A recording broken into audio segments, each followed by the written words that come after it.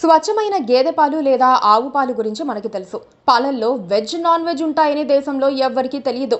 కానీ ఇప్పుడు అమెరికా కొత్తగా ట్రేడ్ డీల్ చేసుకోవాలంటే నాన్ వెజ్ మిల్క్ను ఇండియాలో అమ్మడానికి అవకాశం ఇవ్వాలని అంటున్నారు. మనకు పాలు తెలుసు కానీ అందులో వెజ్, నాన్ వెజ్ ఉంటుందని తెలియదు. కానీ అమెరికన్లకు తెలుసు. వారు గోవులకు మాంసాహారం పెడతారు. గోవులకు మిగిలిపోయిన మాంసం వ్యర్థాలతో తయారు చేసిన ఆహారాన్ని పెడతారు.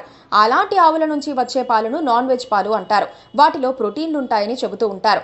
అయితే ఆ పాలు ఇప్పటి వరకు భారత్లో దిగుమతి కాలేదు. భారత్లో పాడి పరిశ్రమ చాలా బలంగా ఉంటుంది. వినియోగం కూడా ఎక్కువే, దిగుమతులు తక్కువ. అయితే భారత మార్కెట్పై ట్రంప్ కన్నేసి నాన్ వెజ్ పాలను తక్కువ ధరకు డంప్ చేయాలని చూస్తున్నారు. అమెరికాలో ఆవులకు మాంసం, రక్తం, పౌల్ట్రీ లిట్టర్ అంటే కోళ్ల ఈకలు, వ్యర్థాల మిశ్రమం, చేపలు, ఇతర జంతు ఉత్పత్తులతో కూడిన ఆహారం ఇస్తూ ఉంటారు. వాటి నుంచి తీసే పాలను నాన్ వెజ్ మిల్క్ అంటున్నారు. ఈ పాలు భారతదేశంలోని సాంస్కృతిక